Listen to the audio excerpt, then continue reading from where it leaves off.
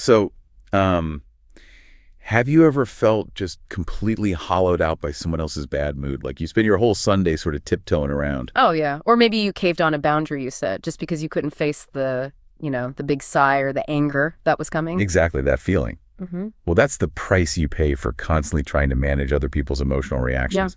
And when you're always managing them, You always come last yeah. in your own life. It's just how it works out.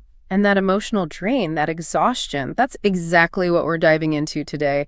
We've looked at analysis from some really sharp people depth psychologists, clinical experts like Dr. Ann Davin, Dr. Ramani Dravasula, Dr. Lisa Damore, too. Okay. And the source material all points towards this really, I think, revolutionary idea called the let them theory. Our mission today is basically to give you a shortcut. A shortcut to what?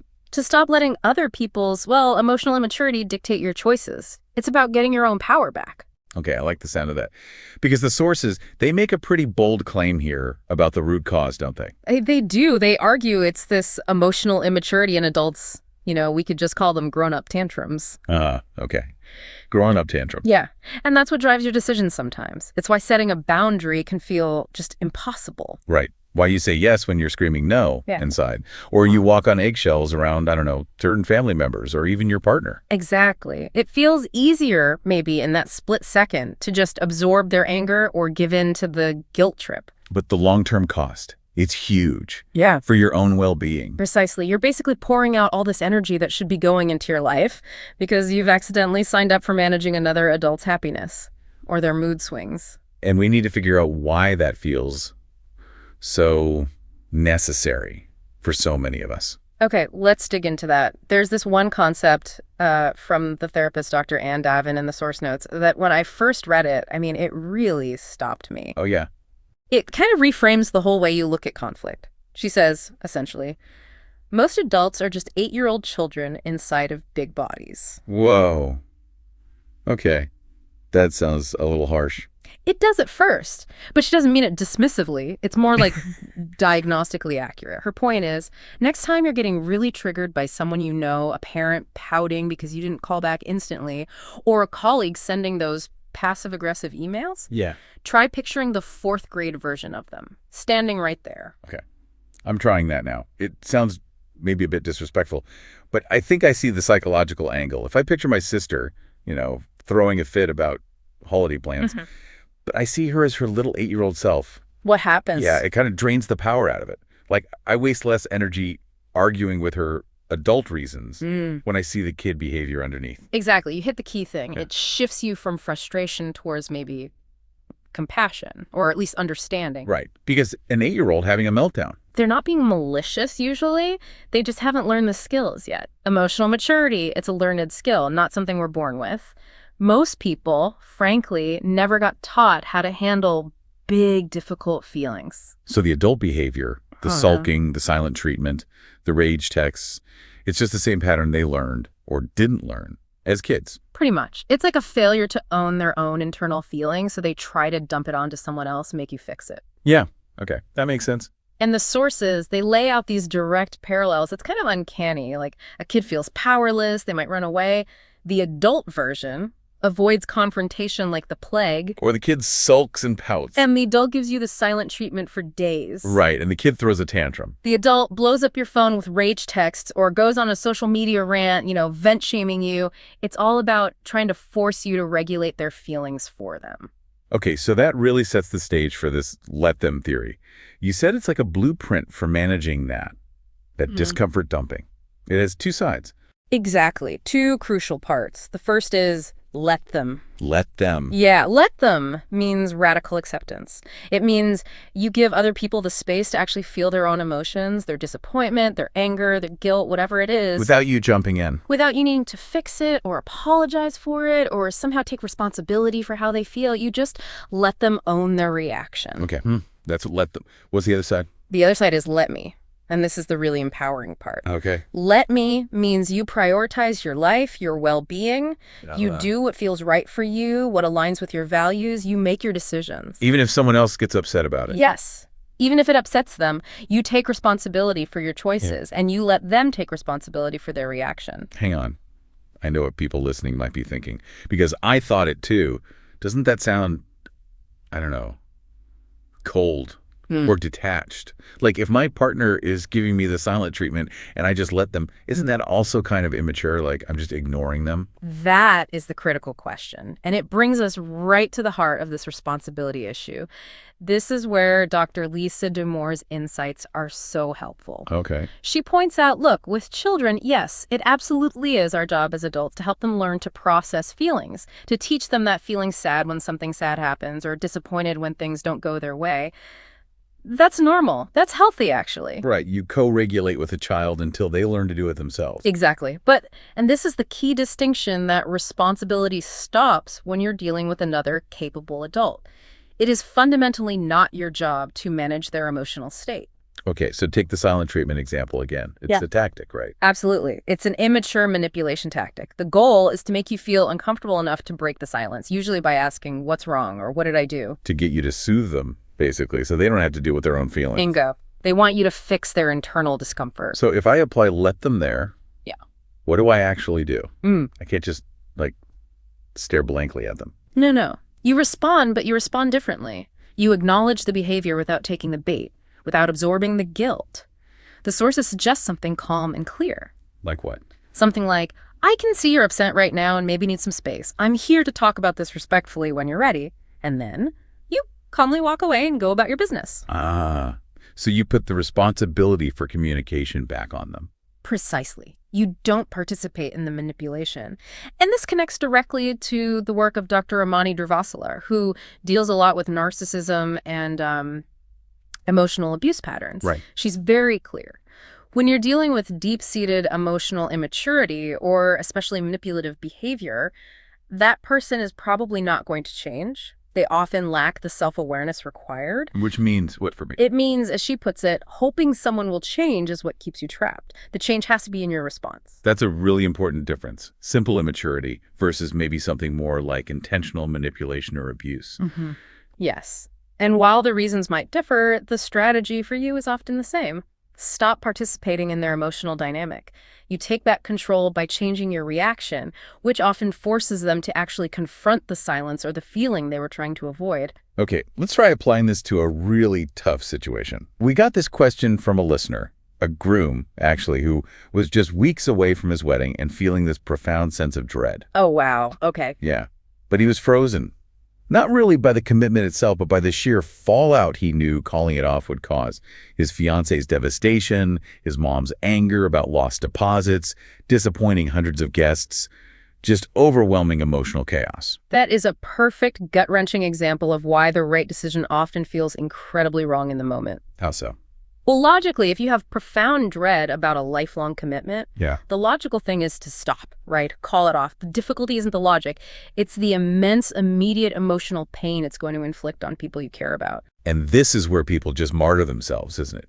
They choose to inflict decades of quiet pain on themselves by going through with it. Just to avoid inflicting that short-term, intense pain on others right now. Yeah. It's like taking on emotional debt. It's the ultimate emotional debt, paying with your own long-term happiness to avoid causing temporary upset. We do it all the time, stay in the wrong job, the wrong relationship, the wrong city, because we're terrified of how others will react if we speak our truth. That fear of their anger or their disappointment, it ends up driving these massive life choices. Fundamentally. So, okay, let's use the theory for this groom. He knows deep down what's right for him. That's the he needs to make the call. Okay. He makes the hard decision. Now comes the let them part. Right. And this requires fully bracing for the impact. He cannot control his fiance's heartbreak.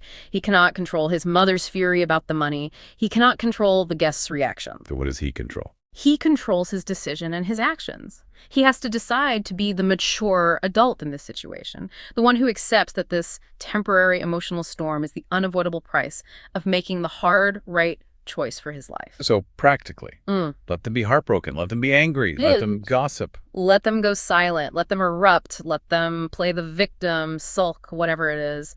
His job is to make his decision, communicate it as kindly and clearly as possible, and then allow them their feelings without taking responsibility for those feelings. Because the minute he starts trying to manage their grief or fix their anger, like Yeah. by over-apologizing or giving in to demands to talk constantly or letting them guilt him. He's sucked right back into the old pattern. He's taking ownership of their pain again. Okay, so the power is in letting go of controlling their reaction. Exactly. Maintain that boundary. Sometimes you have to physically remove yourself from situations where that emotional immaturity feels less like a bad habit, more like, ongoing abuse. You make the tough call, communicate it, and then you let the emotional waves, everyone's waves, including your own, just crash.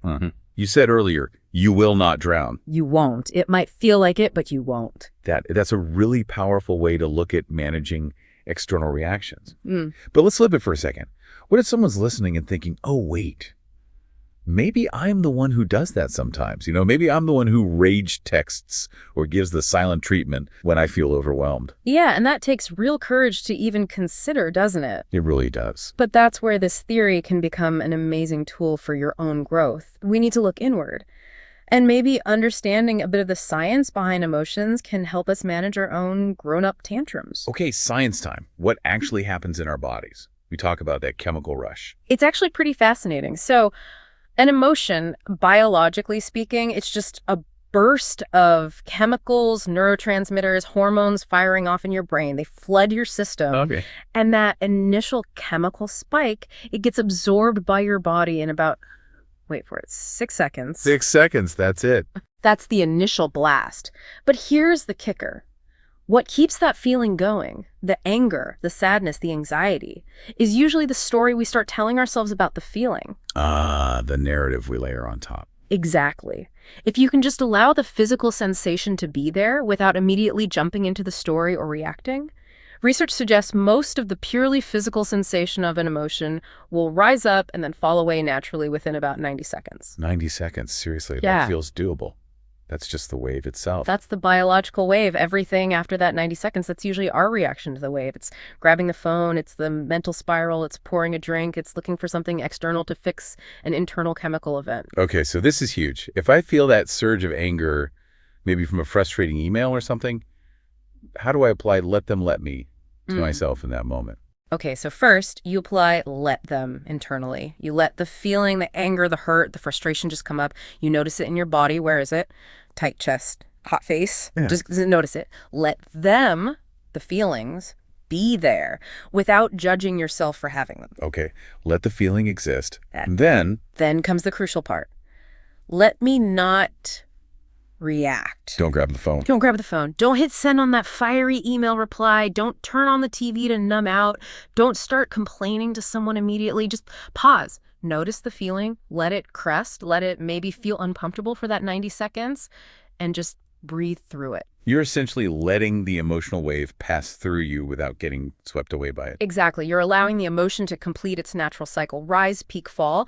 By not reacting immediately, you break that cycle of reactivity that keeps us stuck. And that ability to just sit with discomfort, whether it's your own anger or someone else's disappointment because you made a hard choice, that's really the core of emotional maturity, isn't it? It really is. That discomfort, especially in big situations like, say, calling off that wedding, it will feel like a hurricane, like you said. Yeah. Think of it like being in the ocean during a storm. The waves, your grief, their anger, they're going to feel overwhelming, like you are drowning, but you won't. If you use this let them let me approach, you learn to ride the wave. You let the emotions move through, you stay grounded in your choice, and eventually the storm passes, the water calms down, and life finds a new normal. And that temporary turbulence is worth the long-term peace, the integrity.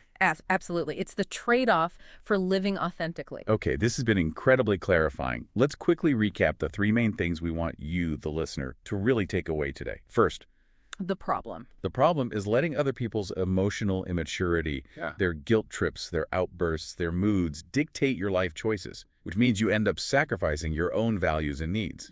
Second, the truth. The hard truth is that other adults' emotional reactions are not your responsibility to manage or fix. Most people are operating with the emotional tool set of, frankly, an 8-year-old because they never learned better. Okay. And finally, the solution. Use the let them let me theory. Let them own their feelings, their reactions, and let me stay in charge of my choices, align with my values, and make the hard but right decisions for my life, even if it causes temporary waves. Perfect. Let them. Let me. And maybe we can leave you with this final thought, kind of the ultimate source of power here. Look, you're never going to be able to fully control everything happening around you. That's impossible. And honestly, you can't even fully control your initial emotional reactions. Those are automatic chemical things. Right. But you can always choose what you think next, what you say next, or what you do next in response to other people, to the world, or even to those feelings rising up inside you. Yeah. That choice, that is the only place your true power really